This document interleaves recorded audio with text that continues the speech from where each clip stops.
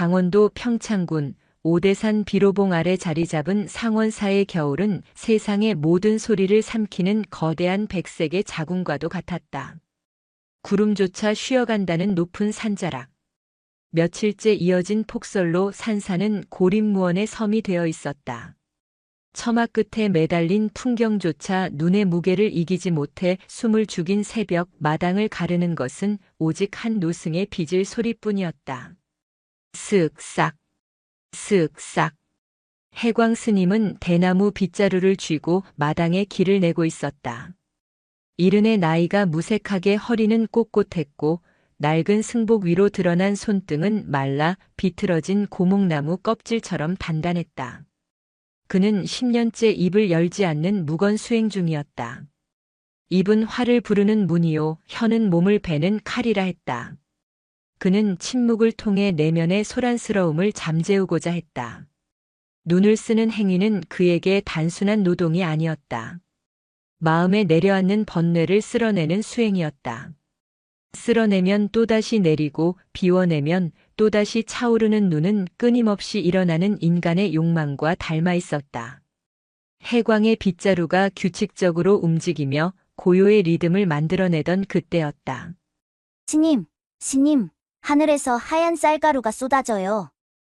정막을 깨고 법당 뒤편에서 튀어나온 것은 4살배기 동자승, 청운이었다. 제 몸집만 한 털신을 질질 끌고 나타난 아이의 볼은 잘 익은 홍시처럼 붉었다. 청운은 해광의 빗자루 앞을 막아서며 하늘을 향해 두 팔을 쫙 벌렸다. 이거 보세요. 부처님이 우리 배고플까봐 하늘에서 떡가루를 뿌려주시나 봐요. 입을 벌리면 달콤한 맛이 나요. 청운이 혀를 낼름거리며 떨어지는 눈송이를 받아먹으려 애썼다. 해광은 빗자루를 멈추고 아이를 내려다보았다. 엄한 눈빛으로 수행을 방해하지 말라 꾸짖으려 했으나 아이의 눈망울이 너무나 맑아 차마 매서운 표정을 지을 수가 없었다. 해광은 그저 깊은 눈으로 아이를 응시할 뿐이었다. 청운은 해광의 시선에도 아랑곳하지 않고 바닥에 쌓인 눈을 한 웅큼 집어들었다. 근데 스님, 눈이 차가워요. 구름이 많이 아픈가 봐요. 엉엉 울다가 눈물이 꽁꽁 얼어서 떨어지는 거래요. 해광의 눈썹이 꿈틀했다. 쌀가루라고 좋아하더니 금세 구름의 눈물이라 말한다. 아이의 상상력은 종잡을 수 없었지만 그 말에는 묘한 울림이 있었다. 차가운 눈을 얼어붙은 슬픔으로 바라보는 시선. 해광은 다시 빗자루를 움직였다. 아이의 말장난에 휘둘려 마음을 뺏길 수는 없는 노릇이었다. 하지만 청우는 해광의 뒤를 쫄래쫄래 따라오며 질문을 던지기 시작했다. 스님은 왜 자꾸 눈을 괴롭혀요? 눈송이들이 여기 누워서 좀 쉬고 싶대요. 하늘에서 떨어지느라 다리가 아프대요. 그냥 두면 이불처럼 따뜻할 텐데. 해광의 빗자루질이 허공에서 멈칫했다. 길을 내기 위해 눈을 치우는 행위. 그것은 인간의 편의를 위한 것이었다. 아이의 눈에는 그것이 자연스러운 휴식을 방해하는 폭력으로 보인 모양이었다. 눈이 쉬고 싶어 한다. 해광은 묵언 중에 처음으로 속으로 대꾸했다. 길이 있어야 사람이 다닌다. 청우는 해광의 침묵이 익숙한 듯 이번에는 대웅전 앞에 석등 주위를 빙글빙글 돌았다. 스님은 입속에 보물을 숨겨놨나 봐요. 말을 하면 보물이 튀어나갈까봐 입을 꾹 다물고 있죠? 다 알아요. 해광은 무거운 한숨을 삼켰다. 절 앞에 버려진 핏덩이를 거두어 키운 지 4년. 청우는 상원사의 정막을 깨트리는 유일한 파동이었다. 해광은 비지를 멈추고 아이를 향해 손가락을 입술에 가져다 댔다. 쉿. 청우는 까르르 웃으며 해광의 승복 자락에 매달렸다. 알았어요. 조용히 할게요. 대신 저기 문수보살님한테 장갑 좀 주면 안 돼요? 손이 너무 시려워 보여요. 돌이라서 말은 못하지만 손끝이 파랗게 질렸잖아요. 해광의 시선이 자연스럽게 문수전 안의 불상으로 향했다. 황금색으로 칠해진 목조 불상. 변함없이 온화한 미소를 짓고 있었지만 청운의 말을 듣고 보니 어쩐지 그 미소가 추위를 견디는 인내처럼 보이기도 했다. 형상에 집착하지 말라 가르쳤거늘 이 아이는 불상에게서 살아있는 생명의 온기를 찾고 있었다. 해광은 아이의 머리를 거친 손으로 한번 쓰다듬어 주고는 도망치듯 자신의 처소로 발걸음을 옮겼다. 등 뒤에서 청운의 목소리가 메아리처럼 따라왔다. 스님, 바람이 그러는데 오늘 밤에 하얀 곰이 내려온대요. 엄청 크고 무서운 곰이요. 해광은 방문을 닫으며 고개를 저었다. 하얀 곰이라니. 또 무슨 엉뚱한 소리인가 싶었다. 그러나 문을 닫는 순간 문풍지를 때리는 바람소리가 마치 짐승의 포효처럼 들려 해광의 등골을 서늘하게 했다. 저녁 공양 시간 공양간에는 엄숙한 침묵만이 감돌았다. 바로의 숟가락이 닿는 소리조차 조심스러운 시간이었다. 해광 스님은 눈을 반쯤 감은 채 밥알을 씹으며 묵상에 잠겨 있었다. 음식은 맛으로 먹는 것이 아니라 육신을 지탱하는 약으로 삼아야 했다. 그때 맞은편에 앉은 청운이 젓가락을 허공에 든 채 심각한 표정을 짓고 있었다. 해광이 눈짓으로 얼른 먹으라고 재촉하자 청운이 아주 작은 목소리로 속삭였다. 스님, 무가 아직 안 죽었어요. 해광이 숟가락을 멈추고 아이를 보았다. 청운은 깍두기 하나를 집어들고 요리조리 살피고 있었다. 얘가 흙 속에 있을 때가 좋았대요. 땅속은 따뜻하고 친구들도 많았는데 지금은 너무 맵고 춥대요. 제가 먹으면 더 아프겠죠? 해광은 잠시 멍해졌다. 모든 생명은 연결되어 있고 음식을 대할 때 그 생명의 희생에 감사해야 한다는 것은 불가의 기본 가르침이었다. 하지만 이 아이는 관념이 아니라 실제로서 무의 고통을 느끼고 있었다. 해광은 자신의 바로에 있던 맑은 물을 청운의 바로에 조금 부어주었다. 맵지 않게 씻어 먹으라는 뜻이었다. 청운은 그제야 환하게 웃으며 깍두기를 물에 씻어 입에 넣었다. 이제 안 아프대요. 스님 뱃속에 들어가서 춤추겠대요. 식사를 마치고 나온 산사는 칠흑 같은 어둠에 잠겨 있었다. 밤이 되자 눈발은 더욱 굵어져 있었다. 해광이 법당을 한 바퀴 돌며 문단속을 하고 있을 때였다. 청운이 처마 밑에 웅크리고 앉아 허공에 대고 무언가 중얼거리고 있었다. 그래. 많이 추웠지? 이리 와. 내 품에 들어와. 해광은 발소리를 죽이고 다가갔다. 아이의 품 안에는 아무것도 없었다. 해광이 의아한 눈빛을 보내자 청운이 해광을 올려다보며 검지 손가락을 입에 댔다. 쉿. 스님, 조용히 하세요. 아기 새가 자요. 해광은 눈을 가늘게 뜨고 보았다. 청운의 오목한 가슴팍, 옷깃 사이로 참새 한 마리가 머리를 박고 곤히 잠들어 있었다. 야생의 새들은 사람의 인기척만 느껴도 날아가는 법이다. 하물며 잡으려 해도 잡히지 않는 것이 새이거늘 어떻게 저리 편안하게 아이의 품에 안겨 있단 말인가. 둥지가 눈에 파묻혀서 갈 곳이 없대요. 오늘만 여기서 재워주면 안 돼요? 부처님도 그러라고 하실 거죠? 해광은 할 말을 잃었다. 아이의 몸에서는 짐승들이 경계할 만한 살기나 욕심이 전혀 느껴지지 않는 모양이었다. 마치 나무나 바위처럼 자연의 일부로 받아들여지고 있었다. 해광은 고개를 끄덕였다. 그러자 청운이 배시시 웃었다. 고맙습니다.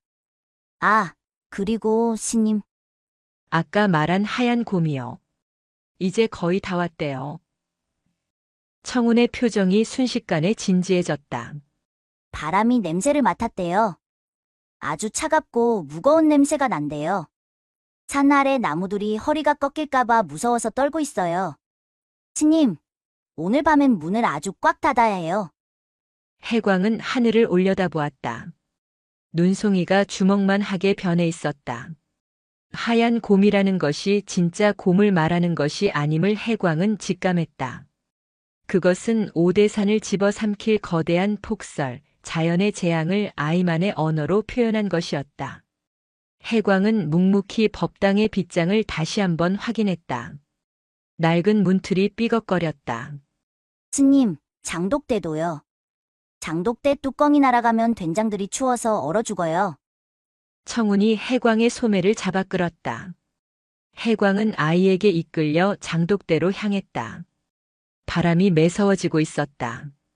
해광의 뺨을 때리는 바람은 단순한 겨울 바람이 아니었다. 무언가 거대한 것이 다가오고 있다는 전조, 산 전체가 숨을 죽이고 긴장하는 기운이 감돌았다. 장독대 뚜껑을 단속하고 돌아오는 길, 해광은 청운을 번쩍 안아들었다. 눈이 무릎까지 차오르고 있었다. 해광의 품에 안긴 청운은 참새를 다치게 하지 않으려 가슴을 웅크린 채 해광의 귓가에 속삭였다. 스님 심장 소리가 북소리 같아요. 둥, 둥, 둥. 스님도 무서워요? 해광은 멈칫했다. 10년의 수행으로 다져진 부동심이라 자부했건만 다가오는 자연의 위압감 앞에서 심장이 반응하고 있었다. 아니, 어쩌면 이 아이를 지켜야 한다는 본능적인 긴장감 때문인지도 몰랐다. 해광은 대답 대신 아이를 안은 팔에 힘을 주었다. 그날 밤 상원사는 세상과 완전히 단절되었다. 폭설은 자비 없이 쏟아져 내렸고 산짐승들의 울음소리마저 눈 속에 파묻혀 버렸다. 해광은 방 안에 앉아 염주를 굴렸지만 귓가에는 연불소리 대신 청운의 말이 맴돌았다. 하얀 곰이 내려온대요. 그것은 단순한 눈이 아니었다. 해광의 오랜 침묵과 아집을 시험하러 오는 거대하고 순수한 자연의 시련이었다. 날이 밝았으나 해는 뜨지 않았다. 오대산 상원사는 세상과 단절된 하얀 섬이 되어 있었다. 밤새 내린 눈은 허리춤을 넘어 가슴팍까지 차올랐고 법당으로 향하는 길은 이미 사라진 지 오래였다. 하늘과 땅의 경계가 무너진 듯 사방은 온통 희뿌연 안개와 눈보라뿐이었다. 그것은 고요하다 못해 공포스러운 정막이었다. 해광 스님은 방문을 열려다 턱 막히는 무게감을 느꼈다. 문 밖에 쌓인 눈이 거대한 바위처럼 문을 틀어막고 있었다. 그는 어깨로 문을 밀어내며 간신히 틈을 만들었다. 틈새로 칼바람이 비수처럼 파고들었다. 방 안의 온기가 순식간에 밖으로 빨려나갔다. 으아, 스님, 하얀 곰이 우리 집을 꿀꺽 삼켰나 봐요. 이불 속에 파묻혀 있던 청운이 눈만 빼꼼히 내밀며 소리쳤다. 아이의 말은 과장이 아니었다. 처마 밑까지 차오른 눈은 마치 거대한 짐승이 사찰을 웅크리고 앉아 짓누르는 형국이었다. 해광은 묵묵히 가래눈을 치우는 도구를 챙겨들었다. 길이 없으면 만들어야 했고 막히면 뚫어야 했다. 그것이 수행자의 삶이었다. 해광이 마당으로 나가자마자 무릎이 푹 잠겼다. 한 걸음을 떼는 것조차 고행이었다. 그는 무건의 기압을 속으로 삼키며 눈을 퍼내기 시작했다. 퍼내도 하늘에서는 다시 눈이 쏟아졌다. 인간의 노동이 자연의 위용 앞에서는 얼마나 하찮은지 해광은 뼈저리게 느끼고 있었다. 그때 방문 틈으로 청운이 털신을 신지 않은 맨발로 뛰쳐나왔다. 스님, 하지 마세요. 문이 아프대요. 청운은 눈밭을 헤치고 뒤뚱뒤뚱 해광에게 다가왔다. 아이의 발이 순식간에 빨갛게 얼어붙었다. 해광은 놀라서 가래를 던지고 아이를 번쩍 안아들었다. 엄한 눈빛으로 꾸짖으려는데 청운이 해광의 언뺨에 자신의 따뜻한 손바닥을 갖다 댔다. 지금 눈송이들이 다닥다닥 붙어서 서로 안아주고 있는데 스님이 자꾸 떼어놓으니까 춥다고 울잖아요. 그냥 둬요. 조금 있으면 해님이 와서 간지럽혀 줄 거래요. 해광은 아이를 안은 채 멍하니 서 있었다. 춥다고 우는 것은 눈이 아니라 해광 자신일지도 몰랐다. 늙은 육신은 한계에 다다르고 있었다. 장작은 며칠 전부터 간당간당했다. 폭설이 이렇게 길어질 줄은 예상치 못한 탓이었다. 요사체 스님들이 기거하는 곳 아궁이에 남은 불씨는 꺼져가고 있었고 땔감 창고는 마당 건너편에 있었지만 눈 때문에 접근조차 쉽지 않았다. 해광은 청운을 다시 방 안으로 밀어넣고 억지로 몸을 움직여 땔감 창고 쪽으로 길을 냈다. 숨이 턱 끝까지 차올랐다. 평소라면 10분이면 치울 거리였지만 지금은 1시간이 넘게 걸렸다. 겨우 창고 문을 열었을 때 해광은 절망했다. 창고 지붕 한쪽이 눈의 무게를 이기지 못해 무너져 내려 있었다. 쌓아둔 장작들은 눈과 흙더미에 파묻혀 젖어버렸고 그나마 마른 장작은 몇 개 남지 않았다. 이것으로는 오늘 밤을 넘기기 힘들었다. 해광은 젖은 장작 몇 개와 마른 장작을 품에 안고 돌아왔다. 방 안의 냉기는 더욱 심해져 있었다. 청우는 윗목에 웅크리고 앉아 벽에 붙은 작은 개미 한 마리와 이야기를 나누고 있었다. 너도 춥니? 우리 스님도 춥대. 그래도 걱정 마. 우리 스님은 대장이라서 눈곰도 물리칠 수 있어. 해광은 아궁이에 불을 지피려 애썼다. 젖은 나무는 매캐한 연기만 피워 올릴 뿐 타오르지 않았다. 콜록콜록. 해광이 기침을 토해냈다. 눈물과 콧물이 범벅이 되었다. 무건 수행자는 비명도 지를 수 없었다. 그저 속으로 사길 뿐이었다. 연기가 방 안으로 스며들자 청운이 코를 막으며 해광의 등 뒤로 다가왔다. 스님, 나무가 울어요. 축축해서 싫대요. 해님 냄새가 안 난대요. 청운은 해광의 등 뒤에서 고사리 같은 손으로 부채질을 하기 시작했다. 바람아, 도와줘.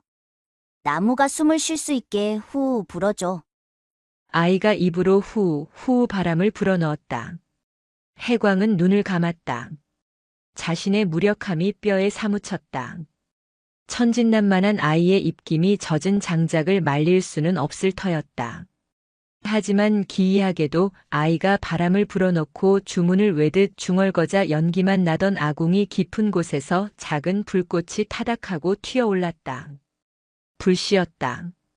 죽어가던 불씨가 기적처럼 젖은 나무 껍질을 핥으며 살아나고 있었다. 와, 불꽃 요정이 깨어났다. 스님, 이것 보세요. 나무가 이제 따뜻하다고 웃어요. 청운이 해광의 목을 끌어안으며 환호했다. 해광은 타오르는 불꽃을 멍하니 바라보았다. 우연일 것이다. 바람의 방향이 바뀌었거나 장작 깊은 곳이 말라 있었을 것이다. 하지만 아이의 순수한 믿음이 불을 지폈다는 생각을 지울 수가 없었다. 밤이 깊어지자 폭설은 더욱 사나워졌다. 바람 소리는 마치 수천 마리의 늑대가 울부짖는 듯 했다. 하얀 곰이 상원사를 완전히 집어삼키려는 듯 지붕 위에서는 쿵, 쿵 하는 무거운 소리가 들려왔다. 눈의 무게였다. 석가래가 삐걱거리는 소리가 불안하게 울렸다. 해광은 잠든 청운의 머리맡에 앉아 있었다. 방바닥은 미지근했지만 위풍은 매서웠다. 해광은 자신의 누비옷을 벗어 아이에게 덮어주었다. 얇은 승복 하나만 걸친 해광의 몸이 덜덜 떨려왔다. 이대로는 안 된다. 내일이면 장작은 완전히 바닥날 것이다. 먹을 것도 쌀독의 바닥을 보이고 있었다. 고립이 며칠 더 이어진다면 늙은 자신은 몰라도 어린 청운은 견디지 못할 것이다. 해광은 결단을 내려야 했다. 산 아래 마을까지는 10리길. 평소라면 2시간이면 족할 길이지만 지금은 목숨을 걸어야 하는 사지였다. 하지만 앉아서 죽을 수는 없었다. 새벽녘 해광은 조용히 자리에서 일어났다. 행전을 단단히 메고 털신을 신었다. 지팡이를 집어드는 순간 잠든 줄 알았던 청운이 벌떡 일어났다. 스님, 가지 마요. 청운의 눈은 공포로 가득 차 있었다. 산이 화가 났어요.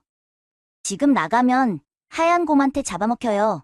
나무들이 가지 말라고 소리쳐요. 해광은 청운을 향해 합장하고 고개를 저었다. 괜찮다는 뜻이었다. 하지만 청운은 해광의 다리를 붙잡고 매달렸다. 안 돼, 절대 안 돼. 바람이 그러는데 스님 냄새가 점점 흐려진대요. 나가면 사라져 버린대요. 해광은 가슴이 철렁 내려앉았다.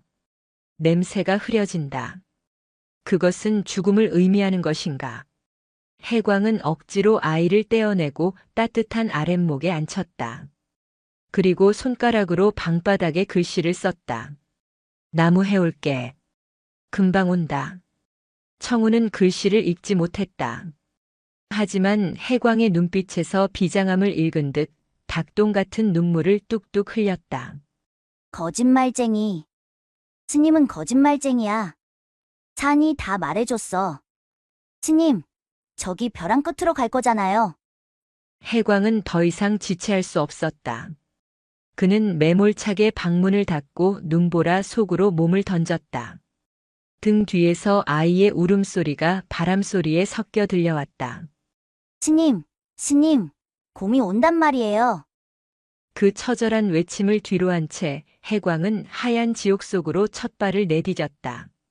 상원사를 벗어나 일주문으로 향하는 길은 이미 길이 아니었다. 그것은 차라리 하얀 늪이었다.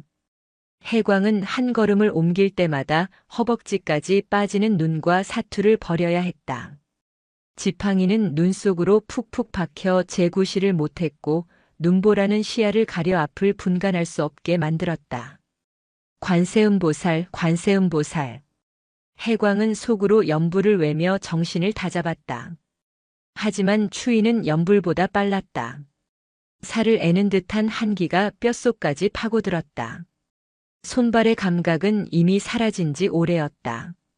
그의 목표는 산 중턱에 있는 작은 암자 정멸보궁이었다.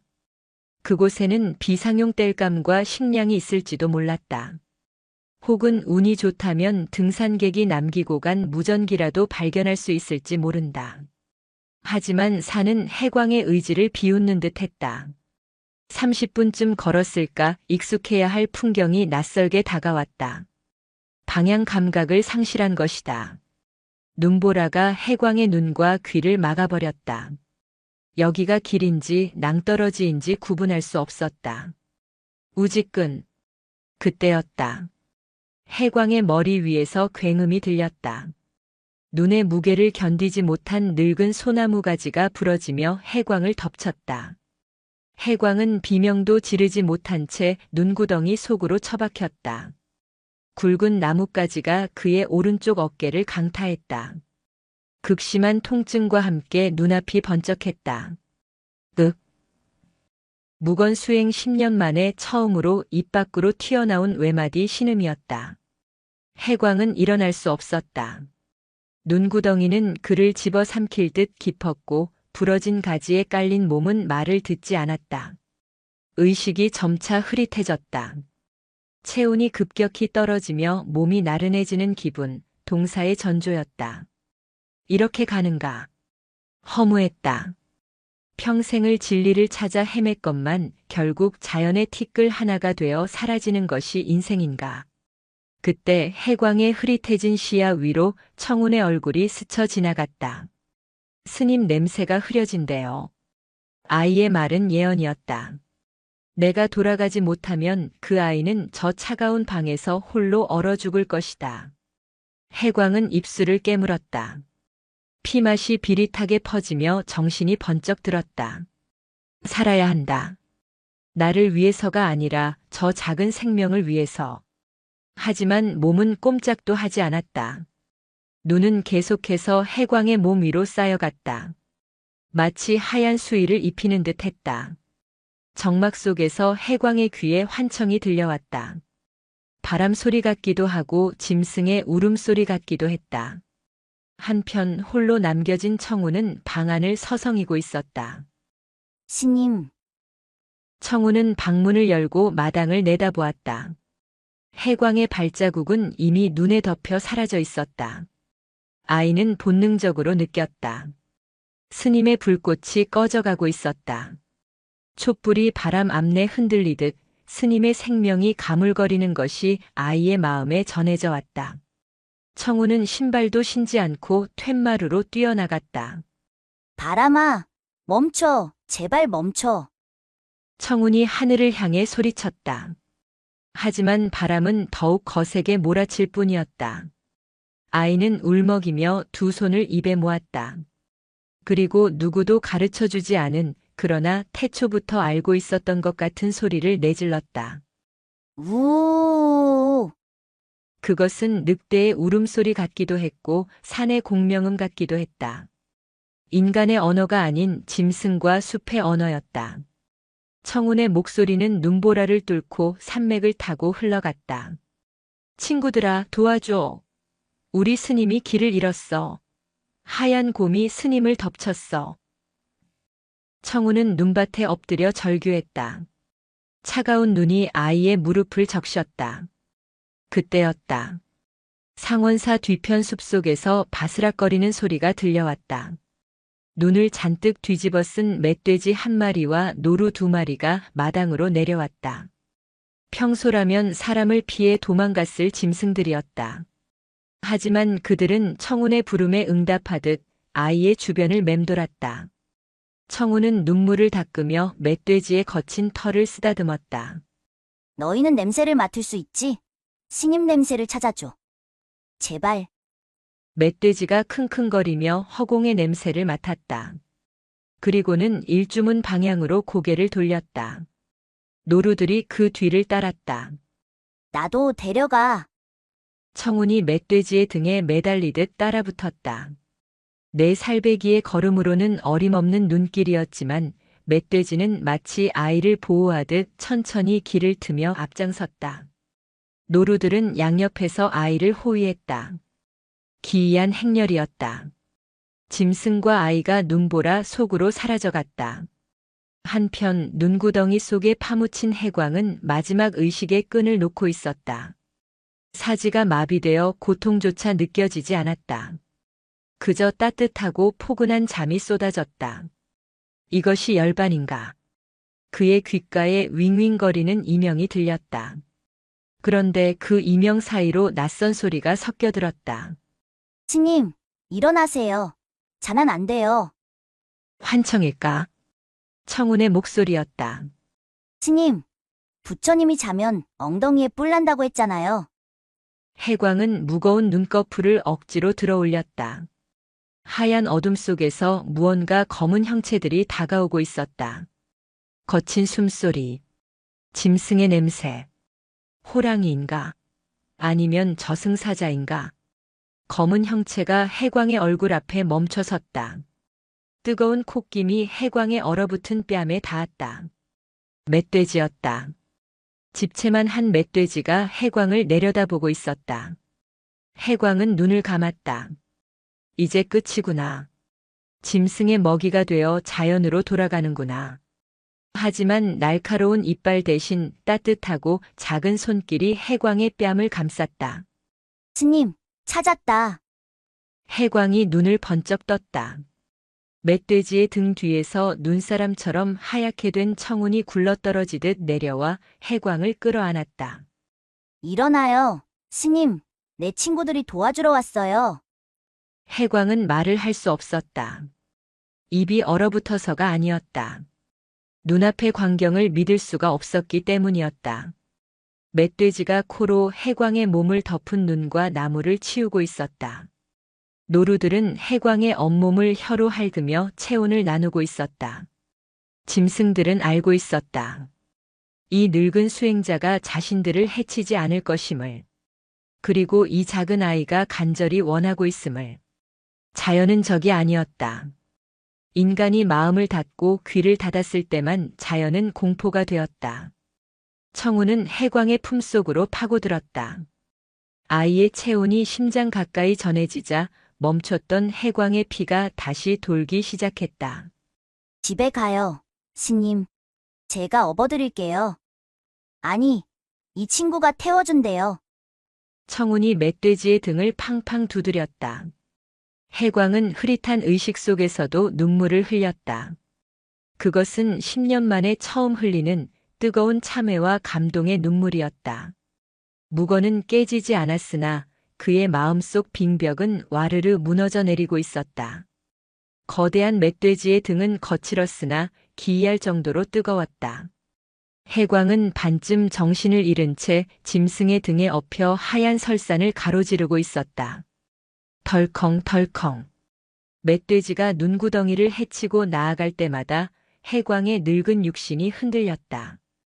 그 리듬은 마치 어머니의 자장가처럼 혹은 먼 옛날 들었던 목탁 소리처럼 해광의 혼미한 의식을 붙잡아 주었다. 앞서가는 청운의 뒷모습이 눈보라 사이로 아른거렸다. 내 살배기 아이는 씩씩했다. 제 허리까지 차오르는 눈을 헤치며 아이는 끊임없이 무언가를 중얼거리고 있었다. 바람아, 길 좀 비켜줘. 우리 스님 아프단 말이야. 나무들아, 가지 좀 치워줘. 그것은 명령이 아니라 간곡한 부탁이었다. 기이하게도 아이가 지나가는 길목마다 매섭게 몰아치던 눈보라가 잠시 잦아들거나 휘어진 나뭇가지들이 스르르 눈을 털어내며 길을 터주는 듯 했다. 해광의 양옆을 호위하는 두 마리의 노루는 경계심 가득한 눈으로 주위를 살피며 혹여 해광이 떨어질까봐 몸을 바짝 붙여 체온을 나누어 주었다. 짐승의 비릿한 털 냄새가 해광의 코끝을 찔렀지만 역하기는커녕 생명의 향기처럼 구수하게 느껴졌다. 상원사 일주문이 희미하게 보이기 시작했다. 익숙한 기둥이 눈 속에 파묻혀 머리만 내밀고 있었다. 멧돼지는 거친 숨을 몰아쉬며 마지막 힘을 짜냈다. 크르릉. 짐승의 콧김이 하얀 연기처럼 뿜어져 나왔다. 마침내 요사체 앞마당에 도착했을 때 멧돼지는 무릎을 꿇듯 천천히 몸을 낮췄다. 해광은 미끄러지듯 눈밭으로 내려왔다. 다리에 힘이 들어가지 않아 그대로 주저앉았다. 청운이 다급하게 달려와 해광의 겨드랑이를 파고들었다. 스님, 다 왔어요. 정신 차려요. 아이의 고사리 같은 손이 해광의 얼어붙은 뺨을 때리고 비볐다. 해광은 억지로 눈을 떴다. 멧돼지와 노루들이 그들을 둘러싸고 있었다. 야생의 눈빛들이 이토록 선하고 걱정스러울 수 있다는 것을 해광은 처음 알았다. 그들은 인간을 공격하는 포식자가 아니라 같은 하늘 아래 숨쉬는 도반들이었다. 해광은 떨리는 손을 들어 멧돼지의 콧등을 조심스럽게 어루만졌다. 멧돼지가 눈을 지그시 감으며 해광의 손길을 받아들였다. 고맙다. 고맙다. 입 밖으로 나오지 못한 말이 해광의 가슴 속에서 메아리 쳤다. 짐승들은 해광과 청운이 방 안으로 들어가는 것을 보고서야 다시 깊은 숲속으로 하얀 눈보라 속으로 사라져갔다. 마치 산신령이 보낸 사자들처럼 흔적도 없이. 방 안은 냉골이었다.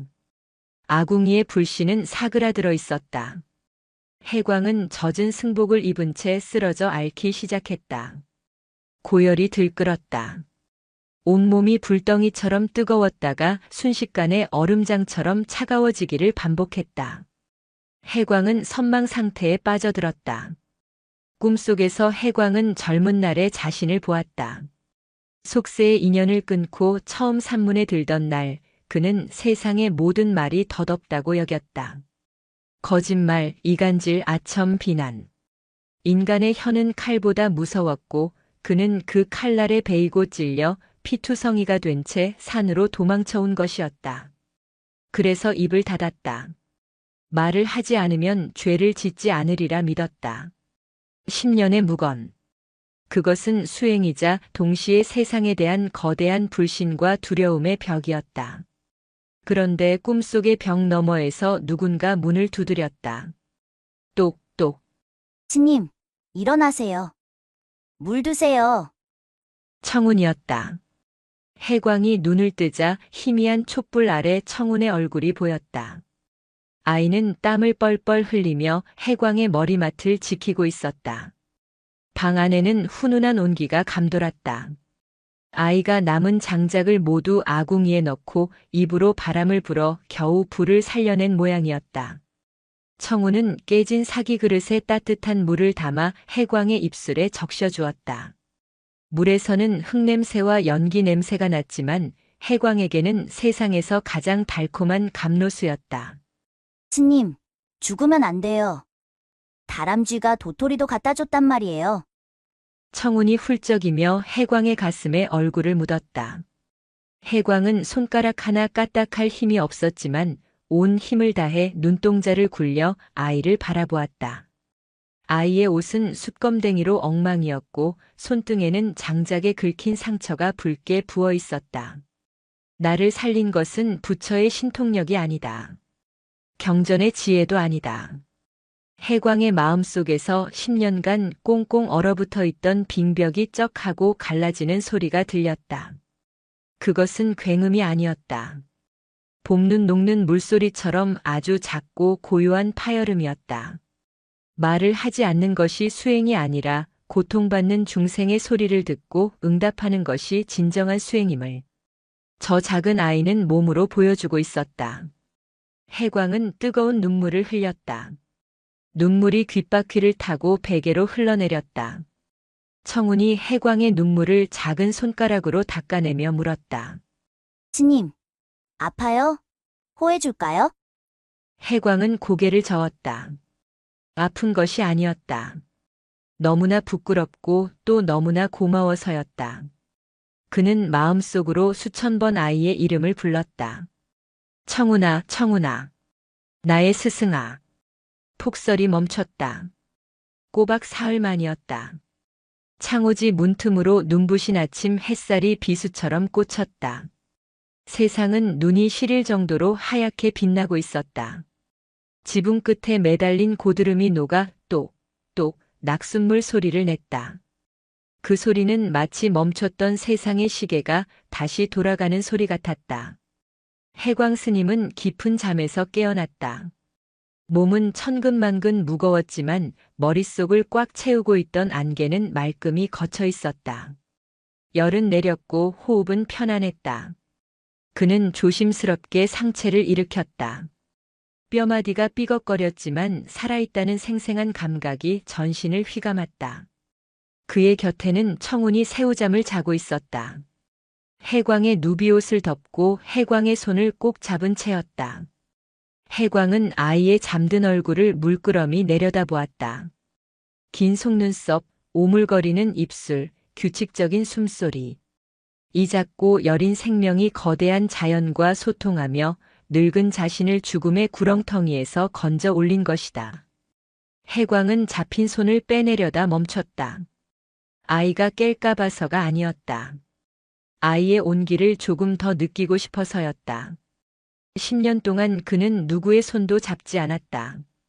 타인과의 접촉은 번뇌의 시작이라 여겼기 때문이다.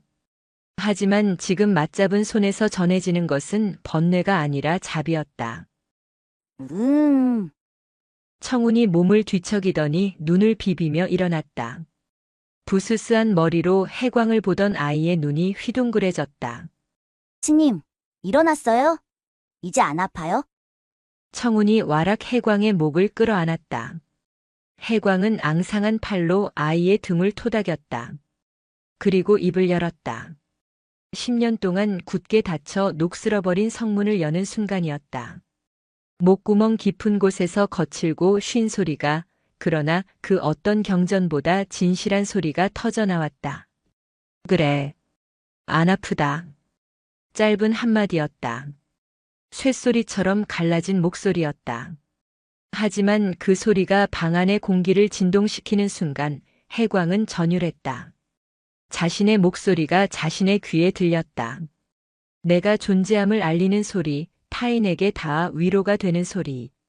청우는 깜짝 놀라 입을 딱 벌렸다.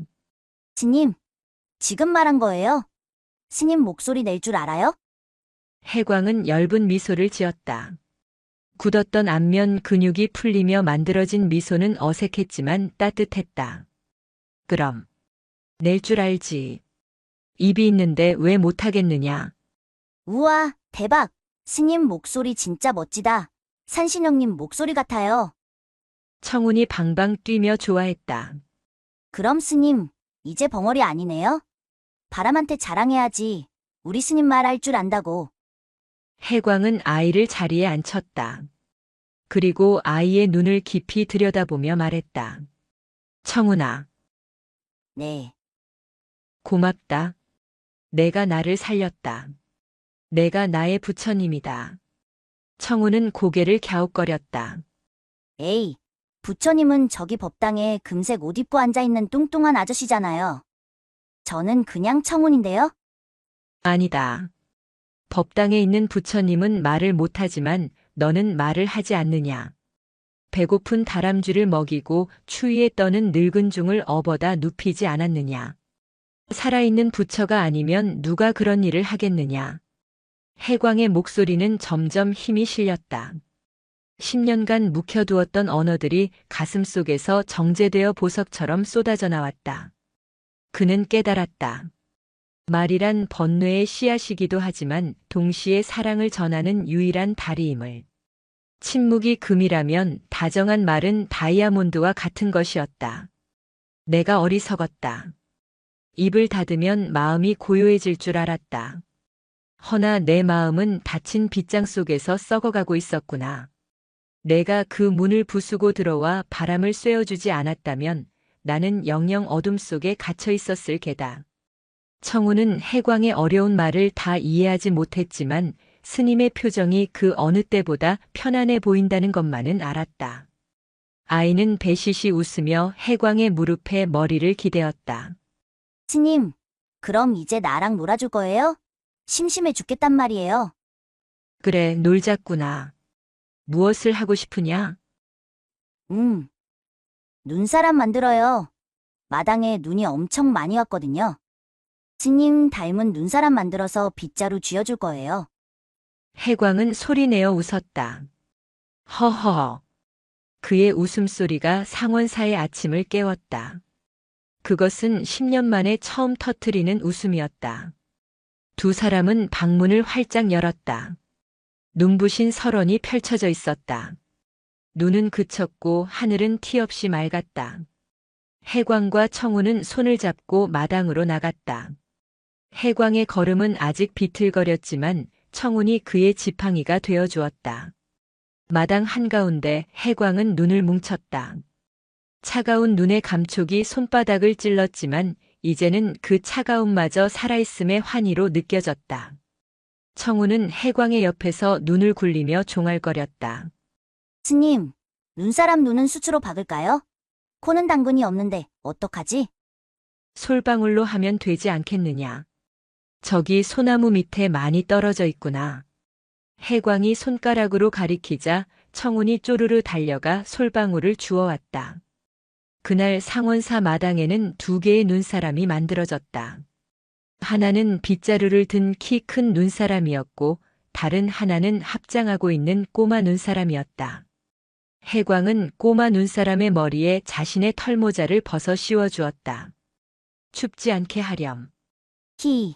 눈사람이 고맙대요. 스님 최고래요. 산바람이 불어왔다. 풍경 소리가 딸랑하고 맑게 울렸다. 예전에는 그 소리가 수행을 방해하는 소음으로 들렸으나 이제 해광에게는 자연이 부르는 노래처럼 들렸다.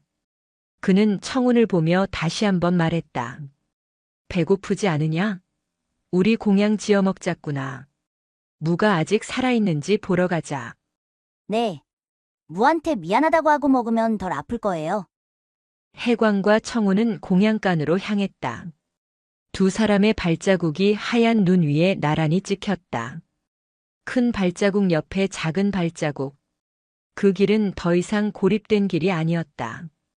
세상으로, 타인에게로, 그리고 진정한 깨달음으로 향하는 열린 길이었다.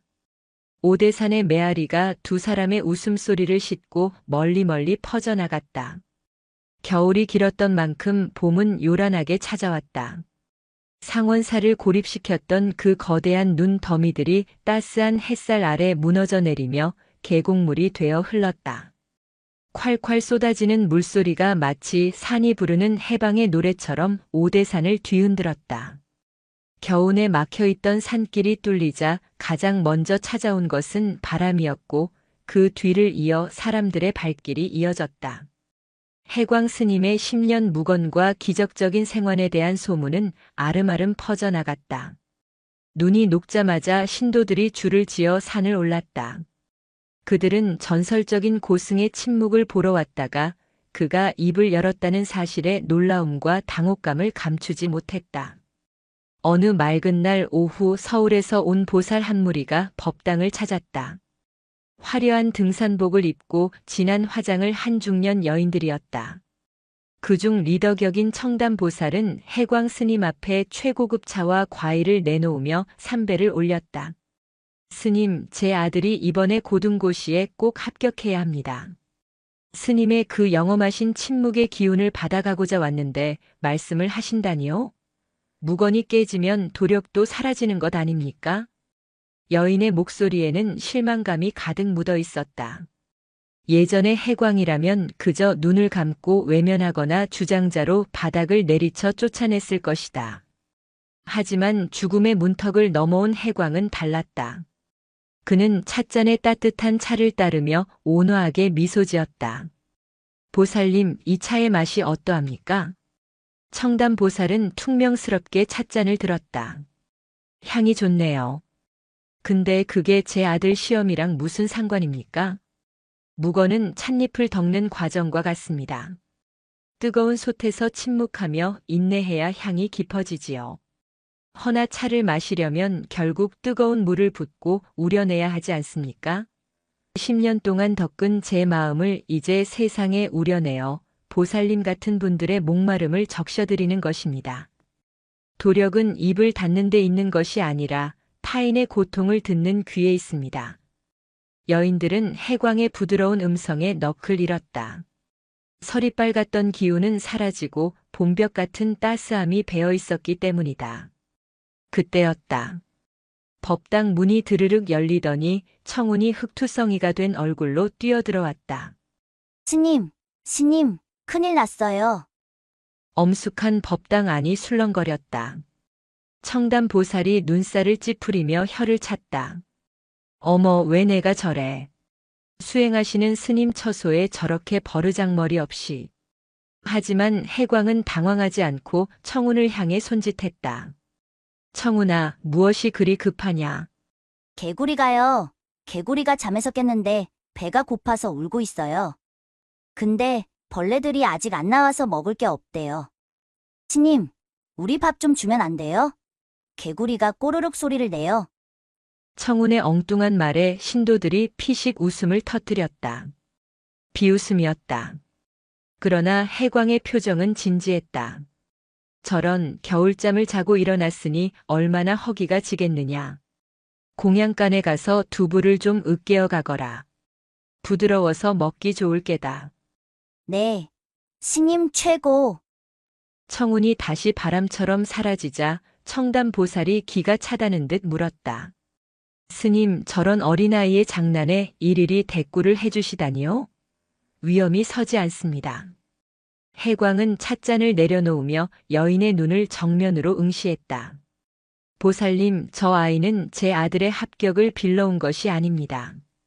그저 배고픈 미물을 살리고자 달려왔지요. 보살님은 아들의 성공을 위해 비싼 공약물을 바치셨으나 저 아이는 개구리를 위해 자신의 밥을 나누려 합니다. 누가 더 부처의 마음과 가깝겠습니까? 청담보살의 얼굴이 붉게 달아올랐다. 해광의 말은 비수가 아니라 솜방망이처럼 부드러웠으나 그 울림은 천둥보다 컸다. 자식의 앞길을 여는 것은 어미의 욕심이 아니라 생명을 귀히 여기는 덕입니다. 돌아가셔서 아드님에게 이기라고 가르치지 마시고 나누라고 가르치십시오. 그러면 합격보다 더 큰 것을 얻을 것입니다. 법당 안에는 정적이 흘렀다. 잠시 후 청담보살이 해광 앞에 엎드려 오열하기 시작했다. 스님, 제가 어리석었습니다. 남들보다 앞서야 한다고 밟고 올라서야 한다고만 가르쳤습니다. 해광은 말없이 여인의 등을 토닥였다. 침묵의 수행자였던 그가 이제는 세상의 아픔을 어루만지는 치유자가 되어 있었다. 그날 저녁 신도들이 모두 돌아간 뒤 해광과 청운은 마당에 앉아 봄밤의 별을 보고 있었다. 스님, 아까 그 아줌마 왜 울었어요? 개구리가 불쌍해서 온 거예요? 청운이 해광의 무릎을 베고 누워 물었다. 글쎄다. 마음속에 꽁꽁 얼어있던 눈이 녹아서 눈물로 흘러나온 게지. 그럼 아줌마 마음에도 봄이 온 거네요? 그렇구나. 내가 봄을 몰고 왔구나. 해광은 아이의 머리카락을 쓰다듬었다. 밤바람에 실려온 매화 향기가 그윽했다. 해광은 깨달았다. 자신이 산속에 갇혀 지킨 것은 썩어가는 고요함이었고 이 아이와 함께 세상 속에서 부대끼며 만드는 소란스러움이야말로 살아있는 불법임을. 상원사의 밤은 더 이상 적막하지 않았다. 풀벌레 소리, 바람 소리, 그리고 두 사람의 도란도란한 말소리가 어우러져 아름다운 화음을 만들어내고 있었다. 봄이 무르익어 삼법꽃이 흐드러지게 필 무렵 상원사의 불청객이 찾아왔다. 본사에서 감찰을 나온 무계 스님이었다. 그는 해광의 오랜 도반이자 율법을 칼같이 지키기로 유명한 대쪽 같은 원칙주의자였다. 무계는 해광이 무건을 깨고 어린아이와 놀아나며 수행을 게을리한다는 소문을 듣고 그 진상을 파악하여 해광을 징계하거나 거처를 옮기게 하러 온 것이었다.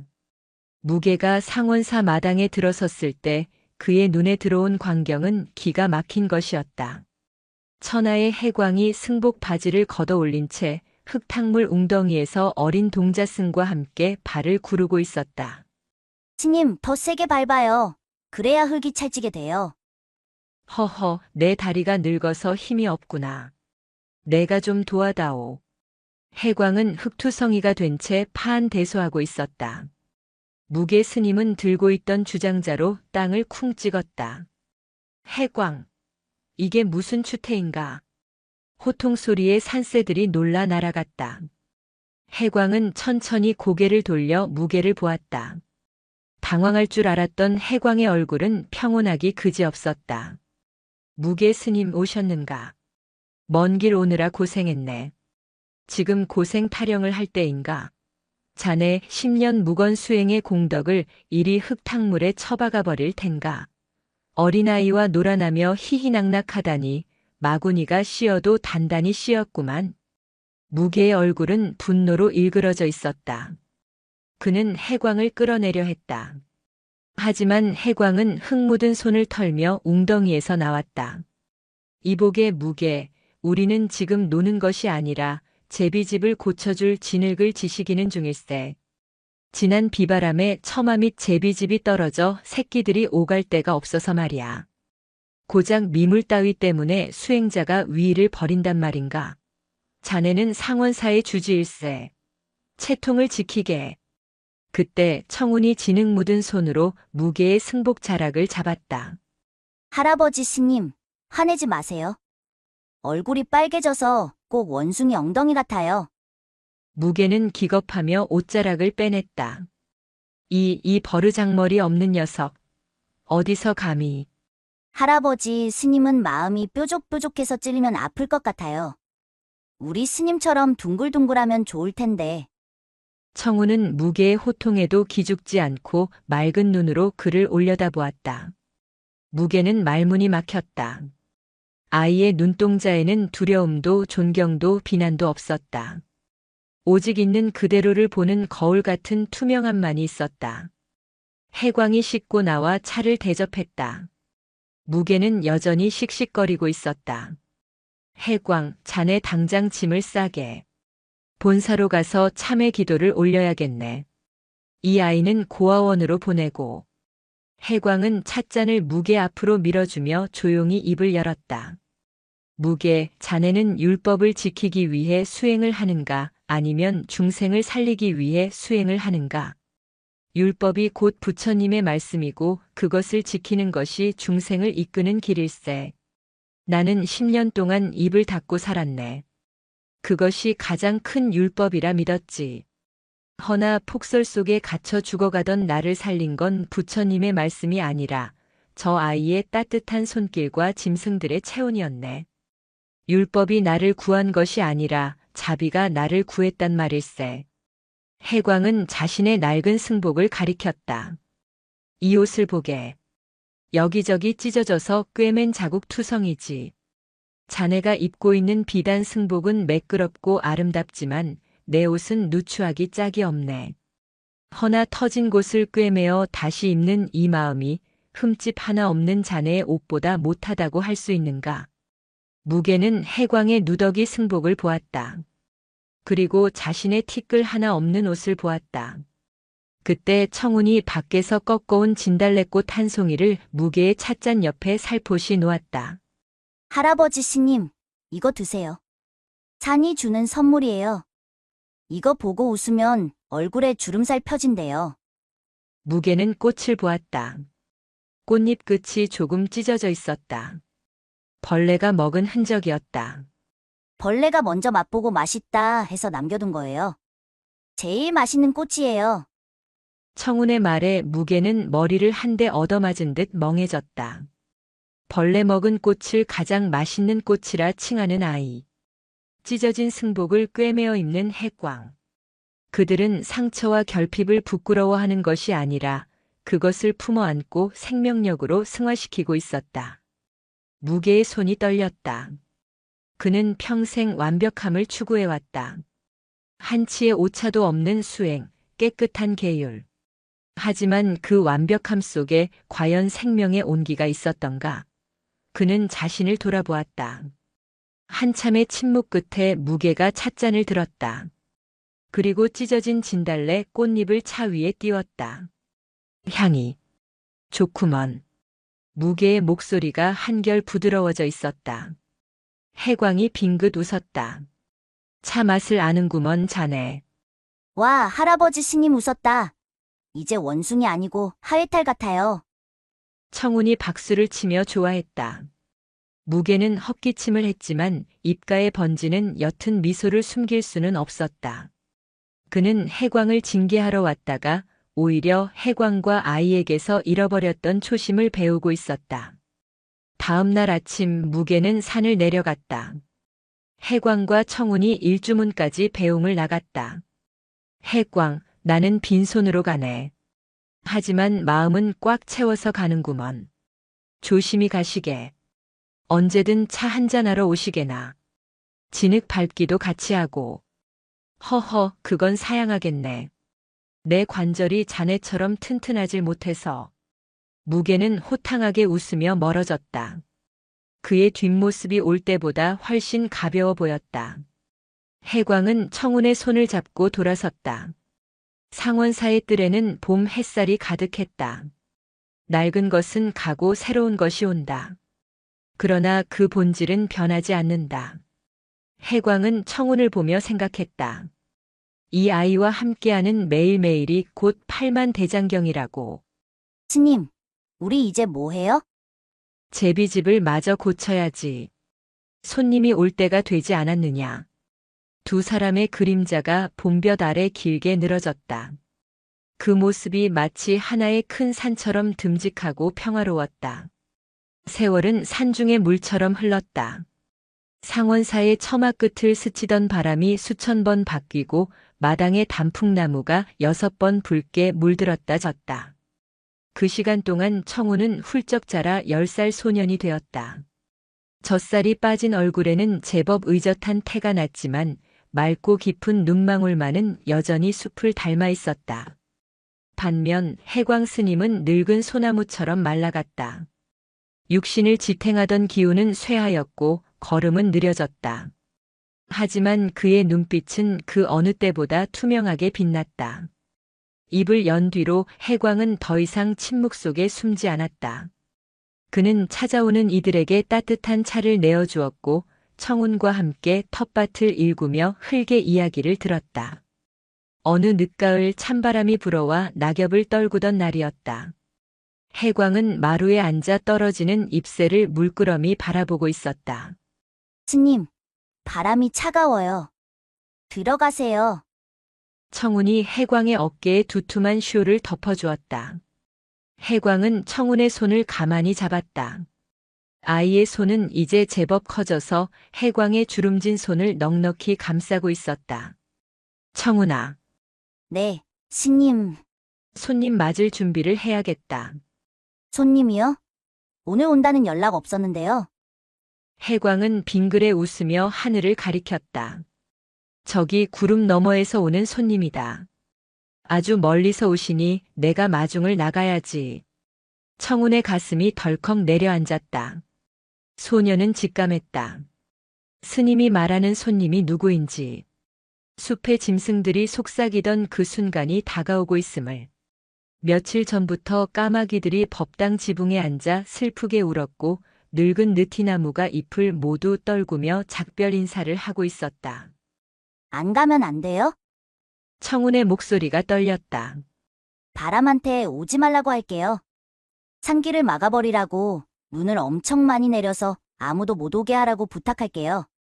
저번에 멧돼지 친구들도 불렀잖아요. 이번에도 제가 다 막을 수 있어요. 청운은 해광의 무릎에 얼굴을 묻고 흐느꼈다. 자연의 섭리를 누구보다 잘 알면서도 사랑하는 사람의 떠남 앞에서는 그저 어리고 약한 아이일 뿐이었다. 해광은 떨리는 손으로 청운의 등을 토닥였다. 청운아, 붙잡는 것은 인연이 아니라 집착이다. 잎이 떨어져야 뿌리가 쉬고 뿌리가 쉬어야 새봄의 싹을 틔우지 않느냐. 내가 가는 것은 사라지는 것이 아니라 흙으로 돌아가 나무가 되고 바람이 되어 너를 다시 만나러 오는 길이다. 싫어요. 그냥 제 옆에 있어요. 눈사람도 같이 만들고 빗자루질도 같이 해야죠. 우리가 함께 쓴 마당을 보거라. 깨끗하지 않느냐. 내 마음의 마당도 이제 낙엽 한 장 없이 깨끗하다. 내가 빗자루가 되어 내 마음을 쓸어주었으니 나는 가벼운 마음으로 떠날 수 있다. 해광은 품에서 낡은 염주 하나를 꺼냈다. 반들반들하게 닳아버린 그의 평생이 담긴 염주였다. 이것을 내가 가져라. 그리고 기억해라. 세상 모든 소리가 부처님의 목소리지만 가장 귀한 소리는 내 마음속에서 울리는 양심의 소리다. 청운은 울면서 염주를 받았다. 나무 알갱이 하나하나에 스님의 체온과 땀 그리고 기도가 스며 있었다. 그날 밤 해광은 목욕 재개를 하고 깨끗한 승복으로 갈아입었다. 그리고 법당에 들어가 부처님께 마지막 삼배를 올렸다. 지난 세월 입을 닫고 귀를 닫아 어리석게 살았습니다. 허나 말년에 작은 동자를 만나 세상 만물이 스승임을 깨달았습니다. 이제 육신의 옷을 벗고 본래의 자리로 돌아가오니 남은 인연들에게 자비를 베푸소서. 해광의 기도는 간결했다.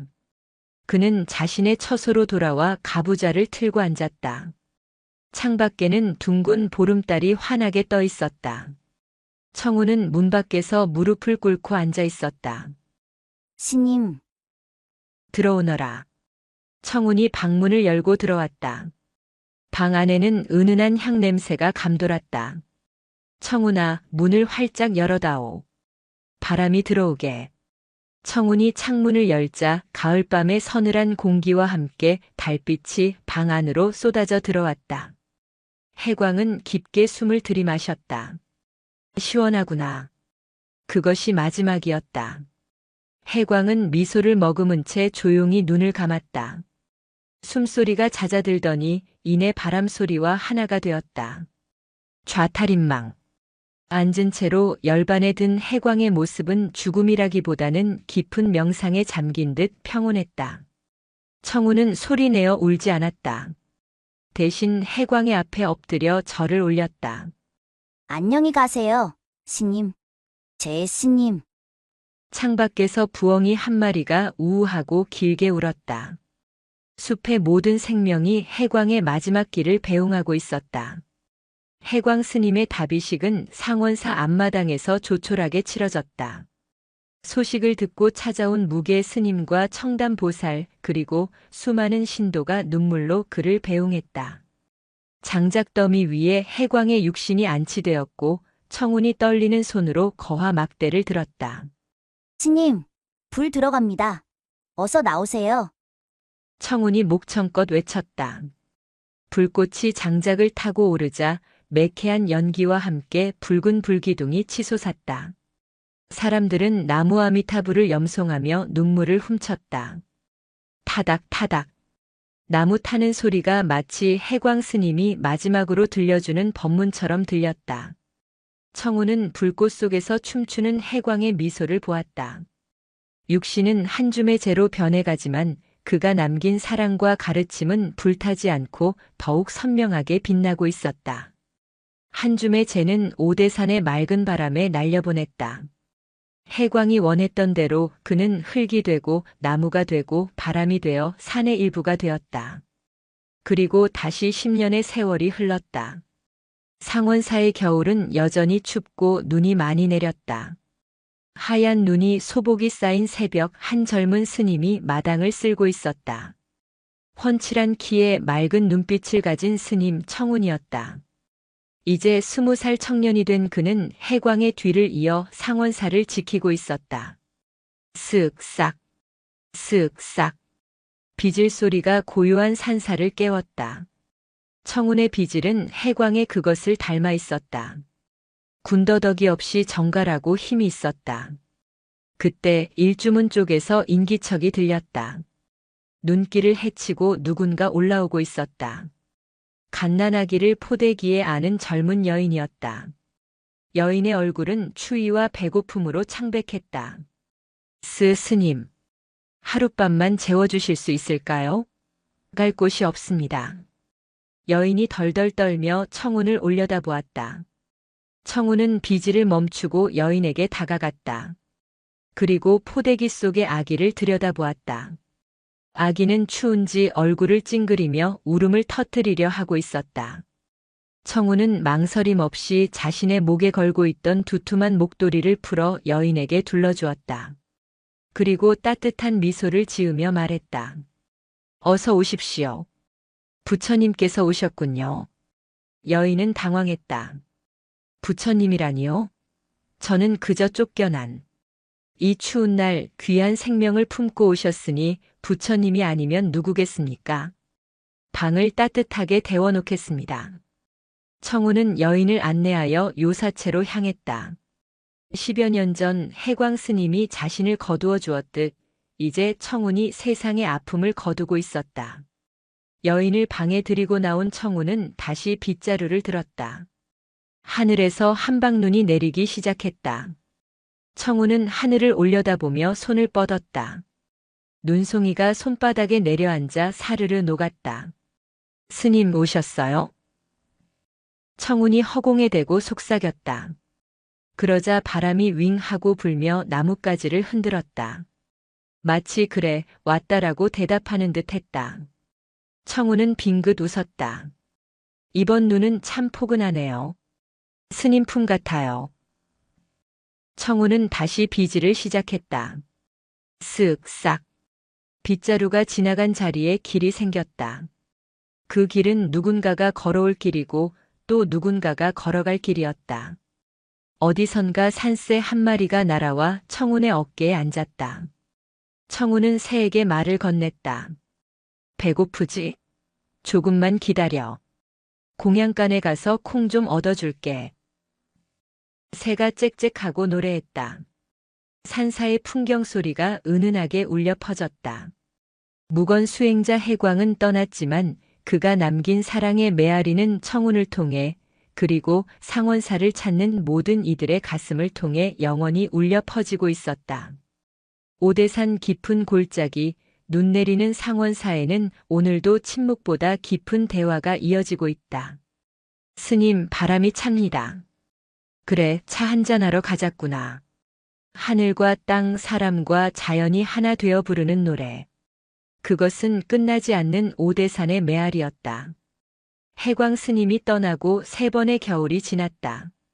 청년이 된 청운 스님은 해광이 그랬던 것처럼 매일 새벽 마당을 쓸고 장독을 닦으며 수행의 나날을 보내고 있었다.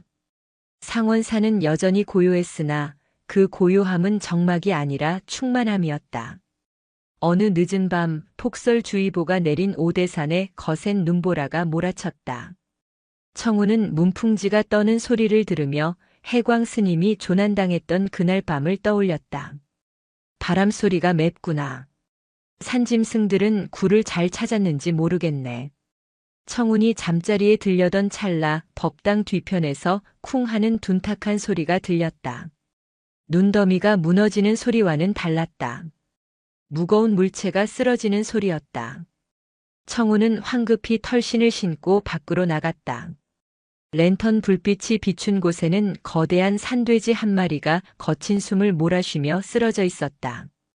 털은 희끗희끗했고 한쪽 다리는 덫에 걸렸는지 쇠뭉치가 박혀 뼈가 드러날 정도로 썩어가고 있었다. 멧돼지는 청운을 보자 크르릉하고 낮은 경고음을 냈지만 일어설 힘조차 없어 보였다. 청운은 멧돼지의 눈을 들여다보았다. 혼탁해진 눈동자. 하지만 청운은 단번에 알아볼 수 있었다. 십수년 전 눈 속에 파묻힌 해광 스님을 업어날랐던 그 멧돼지였다. 세월이 흘러 늙고 병든 몸으로 마지막 안식처를 찾아 옛 친구의 집으로 찾아온 것이었다. 오셨습니까? 기다리고 있었습니다. 청운은 멧돼지에게 합장하고 다가갔다. 맹수의 본능이 남은 멧돼지가 이빨을 드러냈지만 청운은 두려워하지 않고 썩어가는 다리에 손을 얹었다. 많이 아팠겠군요. 인간이 만든 쇠붙이가 당신의 발목을 잡았군요. 미안합니다. 제가 대신 사과드립니다. 청운의 따뜻한 손길이 닿자 멧돼지의 거친 호흡이 조금씩 잦아들었다. 청운은 방에서 팬치와 약초 그리고 따뜻한 꿀물을 가져왔다. 그리고 눈밭에 무릎을 꿇고 앉아 멧돼지의 살을 파고든 덫을 제거하기 시작했다. 피가 튀고 고름이 흘러나왔지만 청운의 표정은 갓난아기를 다루듯 조심스러웠다. 덫이 빠지는 순간 멧돼지가 고통에 몸부림치며 청운의 팔을 들이받았다. 윽! 청운은 뒤로 나뒹굴었지만 곧바로 다시 일어나 멧돼지의 머리를 껴안았다. 괜찮습니다. 이제 다 끝났습니다. 아픈 건 다 빠져나갔습니다. 청운은 자신의 승복을 찢어 상처를 감싸주었다. 그리고 꿀물을 멧돼지의 입에 흘려넣어 주었다. 멧돼지는 꿀물을 받아먹으며 눈물을 흘렸다. 짐승도 은혜를 알고 고통을 알며 죽음 앞에서는 외로운 존재였다. 그날 밤 청운은 멧돼지 곁을 지키며 밤새 목탁을 두드렸다. 관세음보살, 관세음보살. 새벽녘이 되자 눈이 그쳤다. 멧돼지는 청운의 무릎을 베고 편안하게 눈을 감았다. 숨이 멎은 것이다. 청운은 멧돼지의 털을 쓰다듬으며 중얼거렸다. 고생 많았습니다. 스님께 안부 전해 주십시오. 당신 덕분에 우리 스님이 10년을 더 사셨습니다. 청운은 멧돼지를 양지 바른 곳에 묻어주었다. 해광 스님의 다비식이 열렸던 그 자리 옆이었다. 무덤가에는 멧돼지가 좋아했던 칡뿌리를 캐어놓았다. 며칠 뒤 상원사 마당에 낯선 손님들이 찾아왔다. 어미를 잃은 듯한 새끼 멧돼지 2마리였다. 녀석들은 청운을 보고 도망가지 않고 멧돼지의 무덤가를 맴돌았다.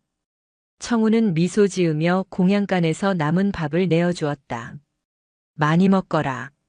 너희 할아버지는 아주 훌륭한 보살님이셨단다. 생명은 가도 인연은 남는다. 숲과 절의 경계는 그렇게 허물어지고 있었다. 청운은 짐승과 인간이 한 밥상에서 밥을 먹는 풍경을 보며 해광 스님이 남긴 차별 없는 마음을 다시금 가슴에 새겼다.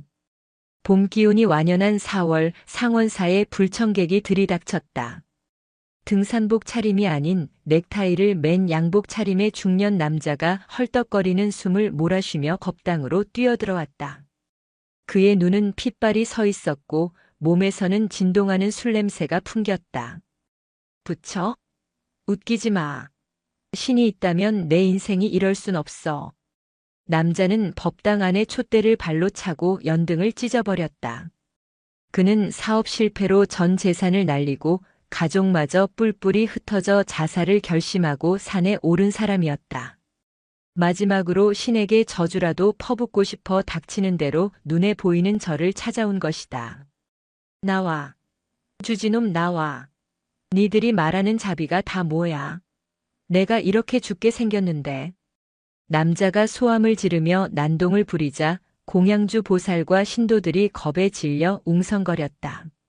그때 마당을 쓸던 청운 스님이 빗자루를 내려놓고 법당으로 들어왔다. 거사님 신발은 벗고 들어오셔야 합니다. 청운의 목소리는 낮고 고요했다. 남자는 씩씩거리며 청운의 멱살을 잡았다. 너냐? 여기서 편하게 밥 빌어먹고 사는 땡중이? 나는 10년을 개처럼 일했어. 근데 남은 건 빚더미야. 부처가 전지전능하면 내 돈 내놓으라고 해. 청운은 남자의 손을 뿌리치지 않았다. 대신 남자의 흔들리는 눈동자를 가만히 응시했다. 그 눈빛이 너무나 맑고 깊어서 남자는 순간 흠칫하며 뒷걸음질 쳤다. 배가 고파 보이십니다. 청운의 입에서 나온 말은 뜻밖이었다. 돈 이야기도 설교도 아니었다. 소리 지르는 것도 힘이 있어야 하는 법입니다. 공양간에 따뜻한 국밥이 있으니 일단 드시고 힘을 내서 다시 소리 지르십시오. 청운은 남자를 이끌고 공양간으로 갔다. 남자는 모에 홀린 듯 자리에 앉았다. 청운이 직접 밥을 퍼서 김치와 함께 내놓았다. 김이 모락모락 나는 쌀밥. 남자는 숟가락을 들었지만 손이 떨려 먹을 수가 없었다. 억울함과 분노 그리고 서러움이 복받쳐 올랐다. 흑. 남자는 밥상 앞에서 오열했다. 숟가락을 내동댕이 치고 아이처럼 엉엉 울었다. 청운은 말없이 남자의 곁에 앉아 등을 토닥였다. 어릴 적 해광 스님이 자신을 달래주던 그 손길 그대로였다. 우십시오. 눈물도 밥처럼 삼키지 말고 뱉어내야 체하지 않습니다. 한참을 울던 남자가 고개를 들었다. 도끼가 빠진 얼굴은 파리했다. 스님, 죽고 싶습니다. 더 이상 살 자신이 없습니다. 청운은 남자를 데리고 마당으로 나왔다. 그리고 마당 한 구석에 있는 우물가를 가리켰다. 저 우물은 깊어서 바닥이 보이지 않습니다. 사람들은 두레박을 내려 물을 퍼올리지만 사실 두레박이 퍼올리는 것은 하늘입니다. 하늘이요? 네. 우물 속에는 하늘이 비치고 있으니까요.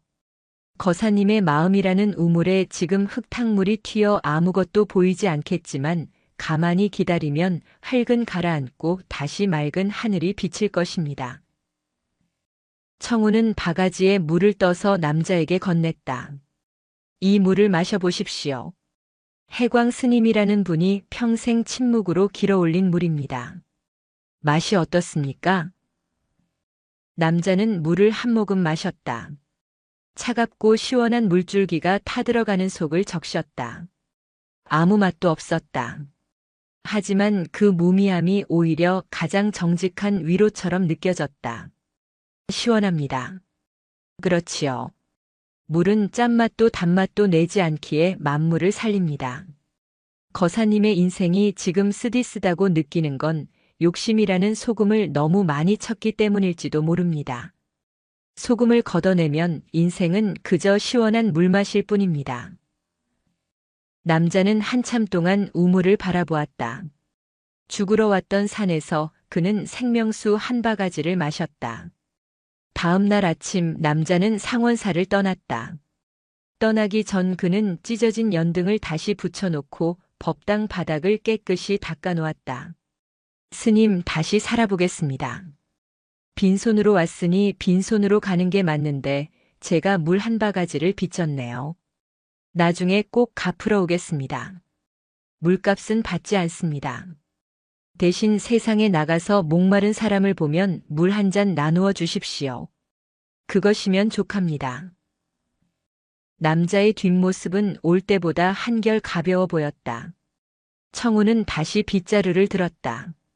세상에 번뇌가 들이닥쳐도 쓸어내고 닦아내면 그만이었다. 그것이 수행자의 일상이었다. 세월은 다시 흘러 청운 스님의 머리에도 하얀 서리가 내려앉았다. 이제 그는 청운 노스님이라 불렸다. 상원사는 많이 변했다. 흘길이었던 산길은 포장되었고 전깃불이 환하게 들어왔다. 하지만 새벽 3시 도량석을 도는 청운의 발걸음만은 변함이 없었다. 어느 맑은 가을날 청운은 툇마루에 앉아 낡은 염주를 굴리고 있었다. 해광 스님이 남겨준 그 염주였다. 손때가 묻어 이제는 검게 변해버린 염주알들이 달그락거렸다. 스님, 손님이 오셨습니다. 젊은 상좌 스님이 와서 알렸다. 마당에는 유치원생 아이들 한 무리가 소풍을 와 있었다. 노란 모자를 쓴 아이들이 제잘거리는 소리가 산사를 가득 채웠다. 예전 같으면 수행에 방해된다며 쫓아냈을지도 모르지만 청우는 빙그레 웃으며 일어났다. 어서 오너라. 산속에 꼬마 부처님들이 가득하구나. 아이들은 낯선 노스님을 보고 쭈뼛거렸다. 그때 한 꼬마 아이가 대열에서 이탈해 청운에게 쪼르르 달려왔다. 볼이 빨간 눈망울이 유난히 맑은 아이였다. 할아버지, 저기 돌멩이가 추울 것 같아요. 아이는 탑돌이 하는 돌탑을 가리키며 말했다. 청운의 눈이 커졌다.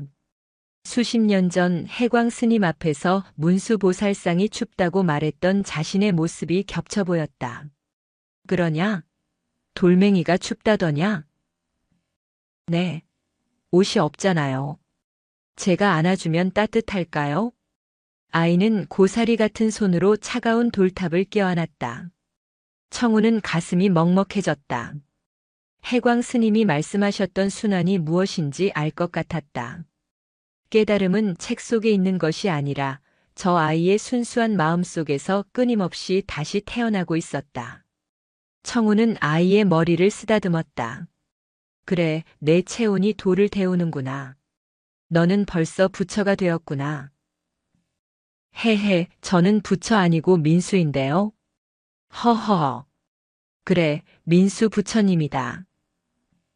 청운의 웃음소리가 바람을 타고 퍼져나갔다.